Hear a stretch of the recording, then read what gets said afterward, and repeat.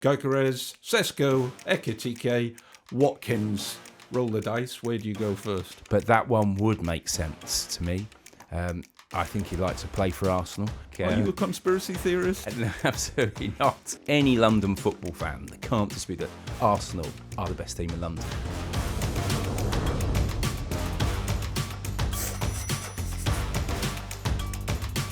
Hello and welcome to our Transfers Exposed Arsenal special. I'm the Sun's head of sport, Shaun, Custis, and with me is the Sun's top football writer, Charlie Wyett. This is your exclusive press pass to what's happening at the Emirates, straight from the Sun Sports Desk. A lot of focus on Arsenal this summer, Charlie, as if there isn't always, but particularly this season, and looking particularly at the moment at the players coming in, the ones going out, and the ones who they've still to get. I mean, if we look at what's come in just recently, Kepa's arrived, Norgaard's arrived, Zubimendi's coming. What have you made of their transfer activity so far? Well, I think that all Arsenal fans are saying, when are we going to sign a striker, aren't they? And I understand their frustrations, and they've been talking about it for the last few weeks, the last few months, the last couple of years. So there's a lot of frustration there. I think Arsenal are going to spend big. Yeah, right. There's no doubt about that. So they've got every reason to be excited. But they have done a bit of business, haven't they, Arsenal? Indeed. Solid, not spectacular, but I don't mind that. I think that the signings they've made so far, they've needed to do. Kepa's a bit of a weird one, isn't he, to start with, because he did have his moments at Chelsea. He even played for Real Madrid for a while, and he was getting regular football at Bournemouth. Now he comes to Arsenal, and he's going to be a backup keeper again at the age of 30, when he was once a £72 million footballer. Bit weird from his point of view. His career's probably not gone the way he wanted it to, but equally, you get a move to Arsenal at this stage for him, and it's a brilliant move for him. It's a great opportunity. Obviously, he's going to be back up to David Raya, isn't he? But he's continued this exodus of sort of Chelsea players. Well-worn path, isn't it? I mean, it's funny. I mean, how far is it from sort of Cobham to London Colney? What, 40-odd miles? Oh, hour on the motorway. It was the crow flies. So, we've got David Luiz, Willian, Jorginho, Kai Havertz and Raheem Sterling. The recent ones. Recent ones. We've obviously had Petr Cech before that. That was 10 years ago. But those five I've just mentioned is 90 million quid. Yeah. But then, if you're a Chelsea player and they've said you've got to leave and you've got your choices, you can stay, keep your home, can't you, in Cobham or wherever they live, and have that trip round to London Colney and play for, a massive club, and that's what Kepa's decided to do. And he's going to get plenty of games this season, isn't he? I think, with Arsenal, the number of games they obviously play each season now, Mm-hmm. he's not going to be on the subs bench all the time. So, that's, decent, I think. Norgaard obviously has played in the Premier League. People know him in the Premier League, but probably haven't concentrated too much on him, on what he's like as a player. What have you made of him? Good, solid player. Obviously, 200 appearances for Brentford around that. Not a young player, but I don't think that matters. No. A bit more experience. International. Absolutely. Defensive midfielder and solid. And I understand Arsenal fans, again, will be sort of some of them scratching their heads and thinking, well, that's not very spectacular. But I think sometimes it's really important to make these signings. And I always think, Jurgen Klopp was a master of that. And he'd sometimes make signings that you think, not sure about that. I mean, I think Klopp signed 3 players from relegated clubs. You got Andy Robertson from Hull, Wijnaldum when Newcastle got relegated, Shaqiri when Stoke got relegated, but those signings all made sense. Mm-hmm. And I think the Liverpool supporters then were thinking, well, that's we wanted a bigger name than that. And I think, although of course Brentford have not gone down, it's a similar sort of feeling, I think, amongst some Arsenal fans. That they will go down. But it's probably next year season. But no, it's good business, and if you're going to win titles and play lots of games, we all know you need a good solid squad. And players like that are key. So a really good signing. And Zubimendi, I feel like we've been talking about forever. Eventually, I feel as though he's had a season at Arsenal already. Yeah, just because he's been there for so long without it being announced. Got the pedigree for what they're looking for, and of course, the outgoings. They have lost Partey, and Partey was an integral part of that team and an important part as the holding midfield player. So they have to really replace him with really good quality, because he would be amiss if you don't. Yeah, and Partey was quality, so Zubimendi, and I think Declan Rice will be pleased that Arsenal have brought in a player that will mean that he can allow him to move up the pitch a bit more. Yeah, so he'll be pleased with that. Zubimendi, it's always a slight gamble, but I think he'll be absolutely fine. And again, will play regularly, play well, and improve the team. You see Rice a lot, of course, with England as well. Do you think he is hampered by both of them, really, not making sure they've got a proper holding midfield player? Yeah, I do, and I think last season, particularly those famous free kicks, were a bit of a reminder of what he can do. I think probably just it convinced himself what he can do. Yeah. And although they were sort of obviously set pieces, I think he needs to bring more goals to his game. He can definitely do it. Definitely got the quality. And being able to sort of get up the pitch more, that just take his game to a next level, because I don't think we've seen the best of Declan Rice yet. He's a terrific player, but I still think there is more to come from him, both for Arsenal and for England. But he's obviously got terrific energy, covers more ground than most players in the Premier League. And at international level as well. Works really hard. I remember at the Euros, he wasn't his best in Germany, and people were criticising him for not sort of working hard enough. Then when the stats came out, it emerged he'd run more than pretty much anyone in the tournament. And also, I think he was putting out fires because his other teammates weren't doing very well. So he's a terrific player, and I think Rice could have his best season for Arsenal. Before we get on to strikers, which I know you're keen to get into, there is quite a bit of talk about what they're going to do in the wide positions. Will Martinelli stay? Will he not? Personally, I think he's a pretty good player when he's fit. I like him, but then I know Arsenal fans are a bit up and down about him. Madueke is getting a bit of a mention with Arsenal. Yet another one who goes Chelsea to Arsenal. He's played for England as well, although not with any great distinction so far. Is he a fit? Well, he could be. Is he an upgrade? Not massively. No, not really. So if Martinelli did leave, and if someone did come in for him, then obviously Arsenal have got to replace him. They've got an issue. I don't think Arsenal would bring him in first, Madueke, then look to move Martinelli on. It wouldn't make any sense to me. But Eze would? So Eze, I think, is a quality player, isn't he? I really like him, and there's obviously a bit more versatile as well.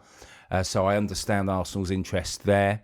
I think they've got other priorities, but that one would make sense to me.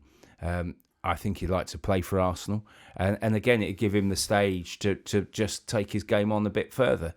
People talk about sometimes, well, he's a right winger, he's not a left winger, and that. But these days, it doesn't matter. They're like, if you're left-footed, you can play on the right wing. If you're right-footed, you can play on the right wing. And it depends how you cut inside, really, or whether you go outside your fullback. So they're not really pigeonholed as left and right wingers nowadays, are they? I think those days, Shaun, are gone, both for forwards, for defenders. Yeah. Fullbacks that play in the centre midfield or in central defence. Yeah, all the rules are out the window. You've got midfielders. I mean, just going back, look at Jude Bellingham. I mean, even when he started as a 16-year-old, he played right back, centre forward, left wing, right wing, central midfield, and this kid was 16 in the Championship. And all these players coming through are like him now. So Eze is an example of. Obviously, we won't be seeing him in central midfield, but he can play across all those positions up front. So that is why, and he's a really, really good player. And I think he would, definitely be interested in Arsenal. So I can see why they're looking at him. But if somebody like Eze comes in, does it affect somebody like Kai Havertz, who we're not really sure where he plays, and we're not even sure if he's justified his transfer fee still yet, really? No, he hasn't. But you still need players like Kai Havertz, because he's adaptable. And I wouldn't be starting Kai Havertz in a really big Arsenal game. But you can't be looking to get rid of all these type of players. You do need a squad, which is the reason why they're looking to bring in Norgaard, for example, as we said earlier. You need a proper squad. Just look at Liverpool's strength last season. They did have 2 players for every position, and they've been hit with injuries as well, but they still sort of won the title really easily. So I think we mustn't be too hasty with some players to be farming them out. And Havertz is one of those that still needs to stay there.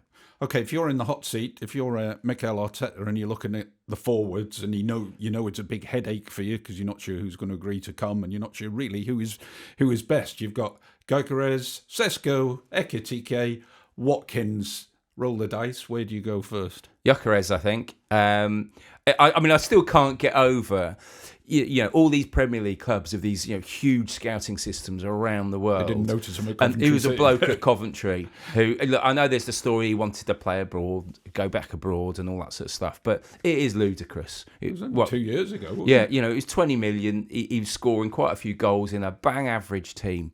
And, even if it wasn't Arsenal, why wasn't there a West Ham or Palace? What were they doing in, not giving him a chance? But I can understand why Arsenal like him. I watched him a few times during the season when I was out there for the Sun on Ruben Amorim duty. Mm-hmm. And the confidence he's got as well would fit Arsenal. And I still like Sesko as well. Slightly different in some respects, but both good players. I think Gyökeres would be slightly less of a gamble because he has played in England before. Yeah, you keep your ear to the ground, and you saying to me earlier that Sesko, you think it's just gone a little bit quiet recently over him. Is that partly his fault that he's not pushing it, or is he just on holiday? I think he's desperate to go to Arsenal, and I think Leipzig are desperate to sell to Arsenal, and Leipzig were hoping when the transfer window opened right at the start of June that they could get a quick sale to Arsenal because Leipzig know he's going, they want to sell him. The player wants to go, and Leipzig want money to buy other players. So for them, it was a deal they wanted to really get done. Hasn't happened. Arsenal again are being a bit slow. Yeah, it's obvious that these are the two players they want, and I don't understand. I'm sure if we had a few of the officials sat here, they'd probably give us some really good insight because they must realise that's a deal they should have done last season. Or in January, and it cost them. I mean, how many games have we all watched and Arsenal fans watched last season shouting at the TV, why haven't they got a number 9? Absolutely. That they got into the Champions League final. Obviously the gap with Liverpool would have been a lot narrower, and it's been the bleeding obvious that they need a quality number 9. We always have a little bit of a joke on our sports desk about players who are most linked and how long they've been linked for. And Ekitike, even though he's only, I think, 23, has long been linked with moves to the Premier League, going back many years before he went off to Paris Saint-Germain. Didn't work out for him there. Resurrected himself a bit, Eintracht Frankfurt. Suddenly, again, he's back in the mix. What have you made of him? Well, he's done well because, obviously, Frankfurt have just keep selling top players. And I didn't think Marmoush would go in January. Mm-hmm. It was a crazy transfer, really, because they were still in Europe, but obviously City came in with the money, and he has really stepped up. But I also feel that maybe he's one of those players that does keep getting linked, but never actually arrives. So again, he'd be on Arsenal's list. Arsenal will be having. It'd be remiss from them not to have a list of probably about 8 strikers, and maybe even more.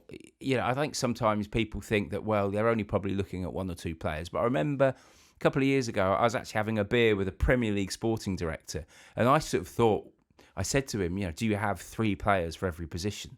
And he said, no, between about 15 and 20. Yeah. So when you have all this speculation and there's this long list, sometimes clubs are actually looking at that number of players. Some would say if you've got 20 on your list, you don't know what you're doing because you haven't narrowed it down properly. But I think that too many scouts. I think sometimes that's the young player for 2 years' time, 3 years' time, the player that they want immediately. So it's obviously a very, very complex process to sign a player, as we're seeing with Arsenal at the moment. But would Ollie Watkins be a good fit? And where is he on the list, do you think? Well, yeah, I imagine he's probably 3rd or 4th. Obviously, he's an Arsenal fan. It's been close before. Arsenal have not not sealed it. I'd go for Gyökeres instead of him. I mean, I really like Ollie Watkins. Obviously, he's he's a great guy. Scored a big goal for England. Good in the dressing room. Yeah, and you obviously need characters like that. But maybe this move has come a bit too late for him. I think Arsenal would definitely go for Gyökeres or Sesko ahead of him. And obviously, I'm pretty delighted to see that Isak is no longer on the list because he's too expensive for them. He's not going anywhere, is he? No, I certainly hope not. So, Arsenal still with a bit of work to do in the transfer market, and if they get that striker over the line, I think probably you'll say pretty reasonable summer's business. But the pressure will be huge on Mikel Arteta next season.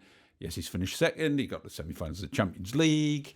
He's done pretty well, but not well enough. And next season, it is expected that he has to win the title. And he kicks off with a pretty stern test, actually. The Arsenal's starting fixtures. Man United away, okay, that might be the easy one. Leeds at home, Liverpool away, Forest at home, Man City at home, Newcastle away. That's a toughie, isn't it? It's horrific. Eh? Horrific. And there's huge pressure on Arteta. Massive pressure. Like pressure he's never had before. He obviously has to win something. Arsenal, I don't think anyone would dispute, any London football fan, they can't dispute that Arsenal are the best team in London. They've proved that after the last 3 seasons. But of course, there are 3 teams in London with gleaming pieces of silverware in their trophy cabinet after last season, of which Arsenal are not one of them. So it must be very, in fact, it was so frustrating for Arsenal fans to watch Palace, Chelsea and Tottenham win something last season. Arsenal have to do it, and the board will expect it. So Arteta's not just going to be under pressure from the supporters. The board, which has given him, £600-700 million to spend, and even more, because I'm convinced they are going to spend big this summer. There's absolutely no doubt about it. It's not going to stay quiet. And even if they don't get their first target, they are going to be spending a lot of money over the next few weeks. So Arteta will be expected to deliver. If Arsenal are struggling in October, in November, he's under real pressure. He could be, I think if he could even be in trouble, I think, by Christmas. Because I think the fans, obviously covered a lot of the games at the end of last season. And they were getting frustrated with some of them. And also what disappointed me about last season is that they weren't as sort of interesting to watch. A few of those seasons under Arteta, they've been great. The atmosphere at the Emirates has been absolutely brilliant. As good as it at the Emirates since they moved in. And I know lots of people have fond memories of Highbury, but I've been to a few games, certainly 2 years ago, where that atmosphere at that stadium was better than anything I can remember at Highbury. It was electric. That wasn't the case last season. Maybe some of it was nerves, but I think at times the team were a bit boring, a bit predictable. Maybe that's because they didn't have a number 9. So Arteta does have a lot of work to do, and he obviously didn't do himself any favours last season and I think it will turn to haunt him, the quote about being the best team in the Champions League when they lost. I mean, for a start, it was nonsense. B, over that period, it was Paris Saint-Germain, and I would argue Arsenal really weren't even the best team in the Champions League from England, because Liverpool actually were the best team in the group stages because they won and actually lost to PSG on penalties. So, until those quarterfinals, Liverpool were outstanding. So Arteta was talking rubbish, and I think Arsenal fans got annoyed with him over that. And that is why they do need a good start.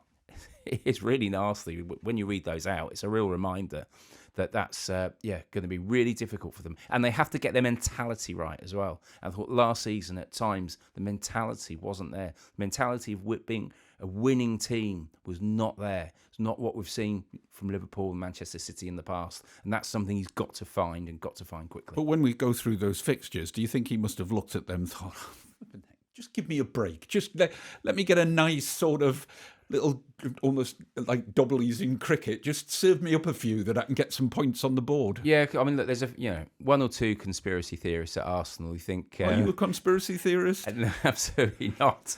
But, thinking that everyone's against them, which they're not. Thinking that, VAR and the referees are against them. Some probably think now that the Premier League fixture computer is against them as well, and it is nasty. But obviously, if they can get through that, I mean, the intriguing game is the first game of the season, of course. And I don't think Ruben Amorim, would have been that happy to see Arsenal at home either, to be honest. So that's a really tough game for United, and I expect Arsenal to go to Old Trafford and win. Do you think there's anything Arteta has to do, maybe in his approach? Think, well, I've been here, I've done this for 5 years. We haven't produced the trophies I want to produce. Is there something he could do next season, a change of tack slightly, which might, apart from signing a striker, might help? Well, I think he's stubborn, and that is both a quality, but can also work against him.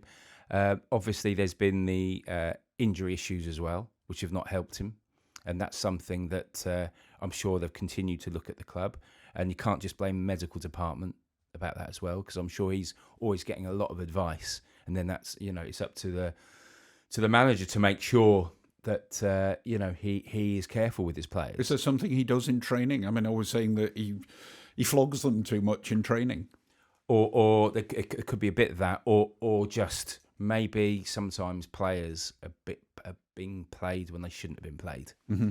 And again, that's why the medical department are getting a bit of stick, I think, unfairly. But they got locked into this difficult position, Arsenal, where they were still in the title race. They thought there was a chance of the Champions League, and they were still in the title race, quite close to the end. And he was left in this position where he thinks, I've got to play my best players in all games. In those games, I was really talking sort of more broadly over the last couple of years. No, but I agree with you over that. But that goes down to mentality again, doesn't it? And that's something, I think some of that is other, obviously good players in the team. Do you need one or two other players with winning mentality? Which is key, isn't it? That's for example, why Thomas Tuchel's brought back Jordan Henderson's England team. Everyone groans. He's a winner. He's an absolute winner. He will give players a good rollicking. He's obviously just knows what it takes. But hang on, Raheem Sterling was a winner. He's got the medals, he's got the trophies. But when Arsenal signed him, everybody thought, not sure about that. Yeah, sure. Because he's dropped off in form, and it didn't seem a very sensible move, did it? It didn't. I've never felt that he was a particular sort of, when I'm talking about a winner, also a leader. And he's not a leader, and that has been that was a disastrous signing, wasn't it? But somebody like Jorginho, of course, was a leader, didn't figure that much, but was probably quite important behind the scenes. Yeah, good character, popular. So they will miss him in that. So regard. I think they will really miss him. Yeah, decent player. But obviously, also I think he probably wanted a new challenge as well. I was talking earlier about what Arteta has to do. Do you think he needs to be bold, maybe grab this by the scruff of the neck and say, I'm changing captain? It's going to be Declan Rice, not Martin Odegaard anymore? I think Rice is pretty much the captain anyway. I get that. Yeah, but he isn't. No. But would it be a statement to say, this is the guy who's going to take us forward? Because let's be honest, Odegaard wasn't in the greatest form last season. He wasn't. I mean, that's my worry. It's not who's captain. It's Martin Odegaard, and he really needs to do a hell of a lot better than last year. Yeah, he was a real disappointment, even when they were doing all right. So that's a key factor here. Who's the captain? Who's got that armband? Who's tossing the coin? It makes no difference to me. It just doesn't to me. It might to the player, though. It might. Somebody like Declan Rice might think, I really am the captain now. Yeah. I really have to show that I'm the leader. It just might give you that 1%, that 2% that pushes him on. Because as you've said, we want to see him higher up the pitch. I think he'd do that anyway. I think whether he's captain or not, I think he'd be fine. So sometimes it's whether being captain is affecting the player negatively. And we've seen that in the past. So if Odegaard felt that I can't deal with the pressure of being Arsenal captain, but being such a seasoned, experienced player, there's absolutely no chance of that happening. I think he needs to. Yeah, he was a 6 out of 10 too many times last season, Odegaard, and we want a few more 8s next year. Of course, we talk about Arsenal have got to deliver next season. They've got to win the title, or they've got to win another trophy. But of course, every other many other clubs are in the same position. Liverpool will be expected to retain their title. Man City, Pep will be expected to get Man City back to where they were. Newcastle, can you push higher up? So the pressure's enormous. Even if you feel like you're doing a good job, other clubs are going to dictate whether you're able to do that good job. Yeah, it's competitive. Very. But Arsenal, and don't forget, they've got the other advantage, which Thomas Tuchel raised ahead of the England games, was Arsenal not being at the Club World Cup. I mean, that is a massive advantage. And I know you're saying about their tough start, but not having been in the United States, having not played, in temperatures of 34, 35 degrees and, in a tournament that's lasted a month, although Manchester City got knocked out, that will still affect them. There's absolutely no doubt about that. Those players will be reporting for training, probably not for another 3 weeks. And as Tuchel said, it was interesting when Tuchel spoke about it. He first of all mentioned the advantage for Liverpool and Arsenal, and said how it's going to really be a challenge for Chelsea and Man City. Then the following day, in his TV interview, he then said it's going to be a real advantage for the teams that want to win the title. And he mentioned Liverpool, Arsenal and Newcastle. So it's funny that he had a day to think about it, then lobbed Newcastle in as well. Or maybe he felt, oh God, I forgot to mention Newcastle. So you're right. I think Newcastle are right in there and will be challenging Arsenal. It's not just going to be Liverpool and Manchester City. Yeah, I don't think, Chelsea, I'm still not so sure. But I think those three teams, and we don't have to worry about Man U being in the top four for some time, do we? So I still think it's those three. For Arsenal, is it as simple as getting a striker? Get a striker, they win the league. Don't get a striker, they don't? I think get a striker, you win a trophy. Right. Yeah, you win the trophy. Is that enough though? It should be. Newcastle winning the Carabao Cup suits us fine, but for Arsenal, say he won an FA Cup again, which would be second, would it? Is that really enough? It gets them through, but yeah, they won the league title, don't they? Absolutely. Or a Champions League title wouldn't be so bad either. They need a striker, but they need the team to play better as well. They need to have a better mentality. I'd like them to play a bit more with a zip as well. And as I said earlier, if they don't, Mikel Arteta is under real danger. Indeed. So plenty in Mikel Arteta's in tray, and we'll be following Arsenal's fortunes very closely here at The Sun. Thanks for tuning in to our Arsenal Exposed special. That was brought to you by Sun Sport. And don't forget to hit subscribe, leave us a comment. We'd love to hear your thoughts. You can watch the show on YouTube or listen wherever you get your podcasts. And just make sure to like, comment and subscribe to stay updated. I'm Shaun Custis. He's Charlie Wyett. This show will be back on next week.